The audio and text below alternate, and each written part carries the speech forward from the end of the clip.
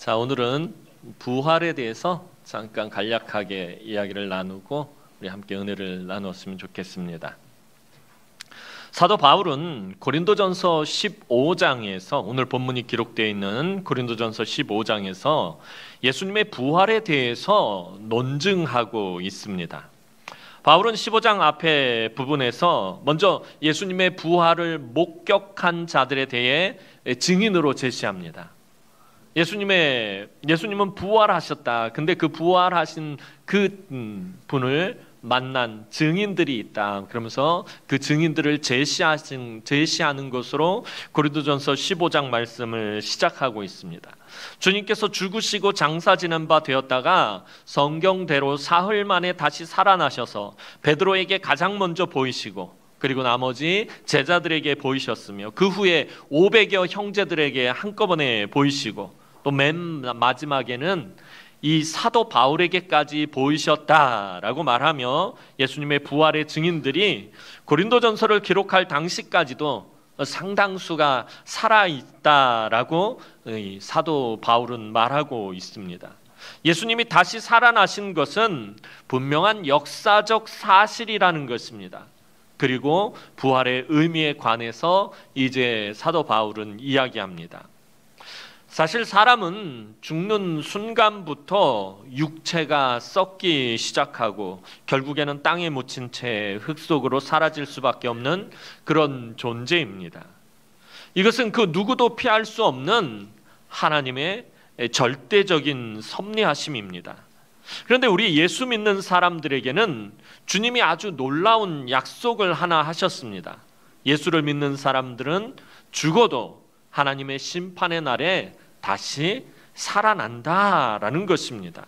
우리는 그것을 믿고 그것을 전합니다. 그렇기 때문에 이 부활절이 너무나도 우리에게 중요한 것입니다. 그래서 예수 믿는 사람들에게 이 부활이 없다면 기독교는 거짓 종교가 되는 것입니다. 하지만 하나님은 분명히 예수님을 죽음에서 살리셨고 예수님은 우리를 위해 부활의 첫 열매가 되셨습니다.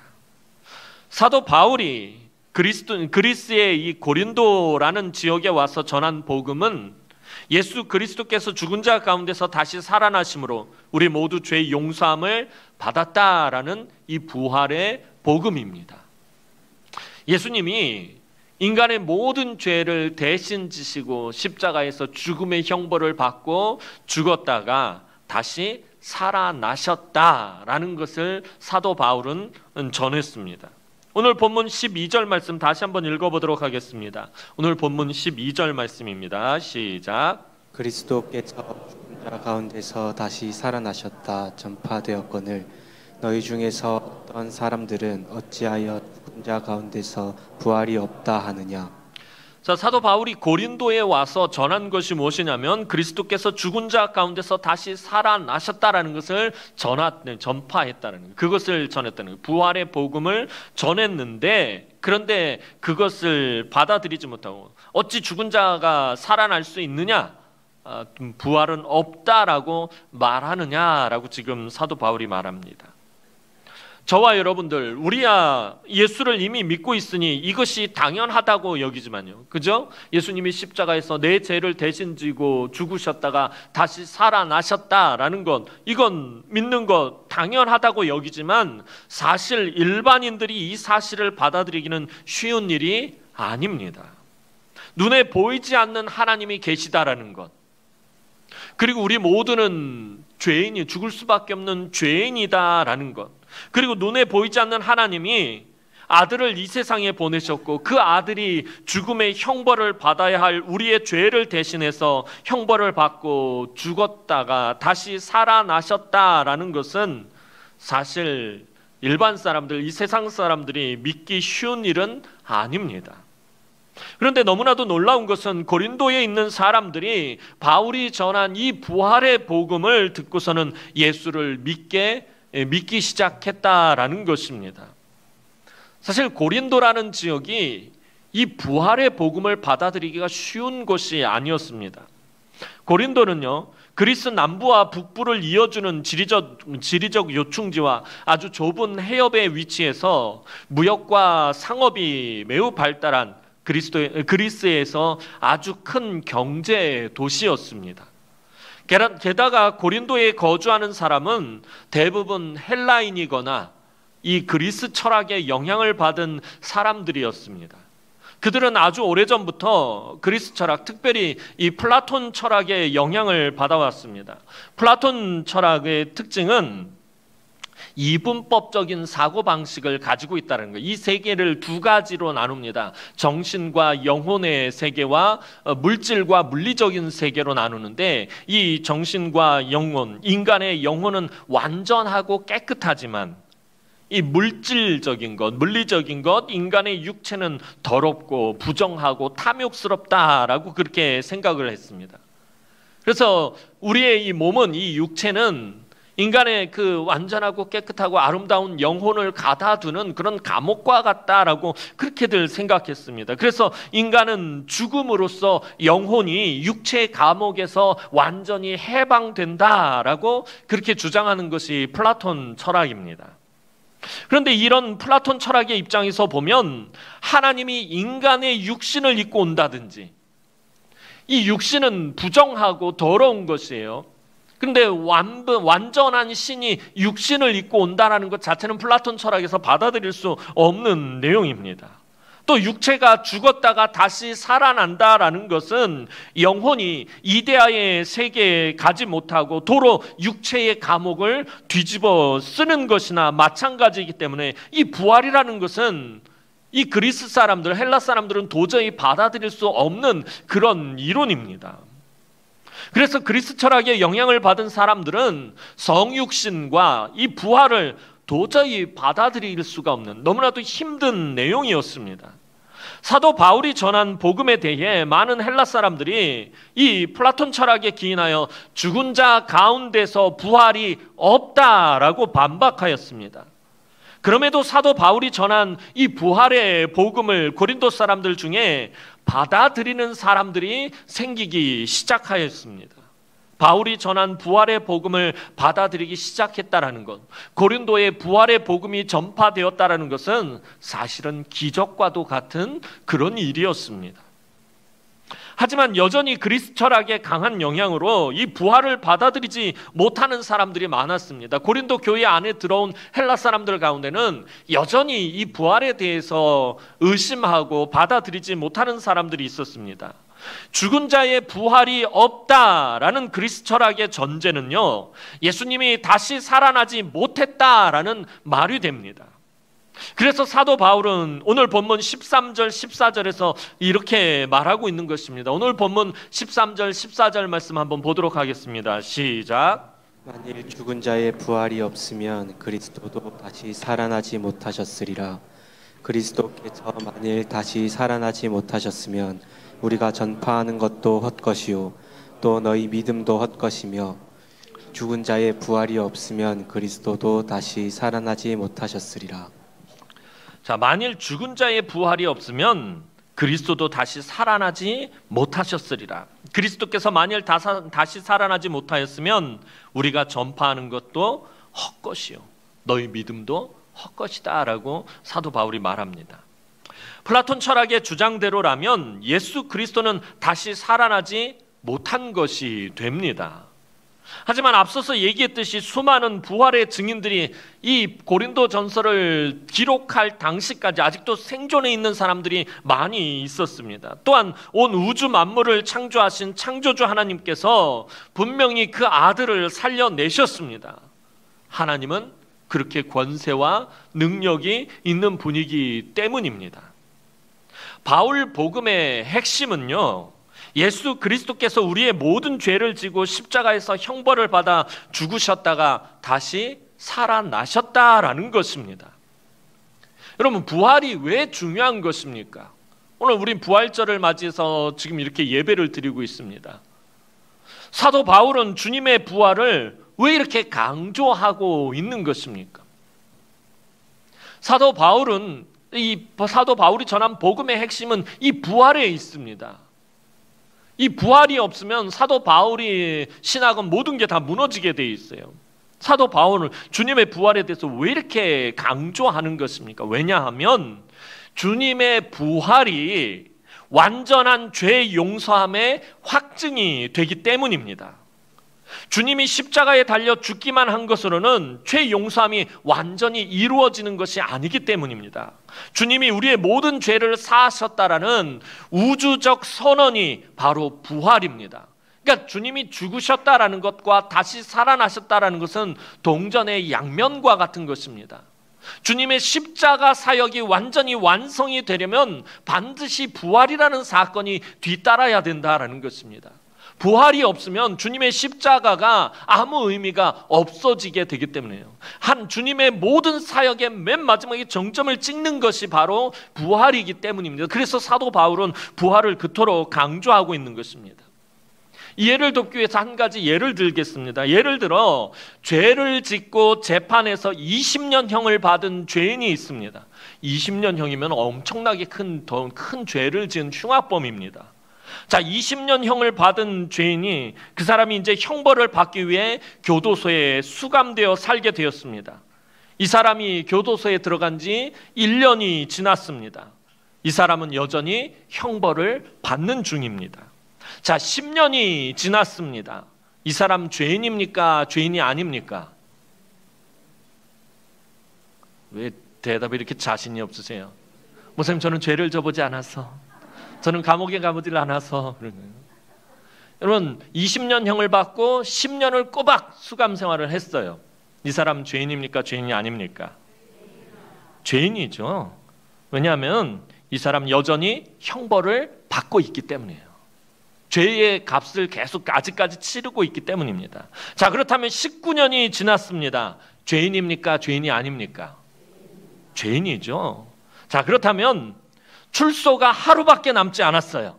내일이면 이제 출소해요. 교도소를 나가요. 이 사람 죄인입니까? 죄인이 아닙니까? 죄인이죠. 자, 다시 한 번만 물을게요. 이제 출소 1분 남았어요. 1분 뒤면은 교도소를 나가요. 이 사람 죄인입니까? 죄인이 아닙니까? 왜 죄인이에요? 그죠? 아직 형벌을 받고 있기 때문에 죄인입니다.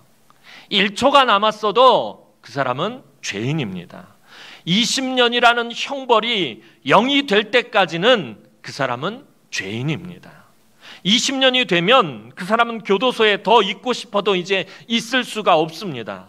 왜냐하면 형벌을 다 받고 죄값을 다 치러서 법적으로는 더 이상 죄가 없기 때문에 그 사람을 더 이상 구속할 수가 없어요. 더 이상 가둬둘 수가 없어요.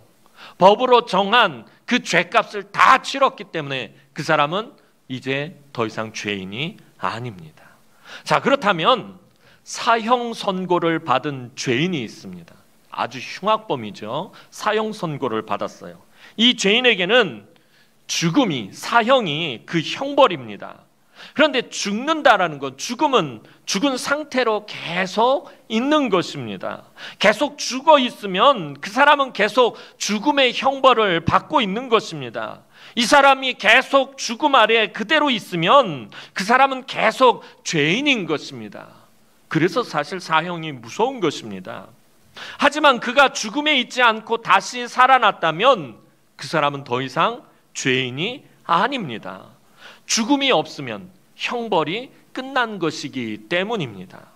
예수님이 십자가에 달려서 죽으셨다라는 것은 우리의 모든 죄를 지시고 우리 대신에 죽음의 형벌을 받으셨다라는 것입니다. 그런데 예수님이 더 이상 죽음 아래 있지 않고 다시 살아나셨다라는 것은 예수님이 죽음이라는 형벌을, 사망이라는 죄의 삭슬 다 치르셨으며 우리에게 완전한 죄 용서함을 주셨다는 확증이 됩니다. 만약에 예수님이 우리 죄를 위하여 십자가에 달려서 죽으셨는데 2000년이 지난 아직도 부활하지 않고 있다면 우리는 지금도 여전히 죄 아래에 있는 것입니다. 그래서 사도 바울은 고린도전서 15장 17절에서 이렇게 말씀합니다. 고린도전서 15장 17절 말씀 보도록 하겠습니다. 시작. 그리스도께서 다시 살아나신 일이 없으면 너희의 믿음도 헛되고 너희가 여전히 죄 가운데 있을 것이요.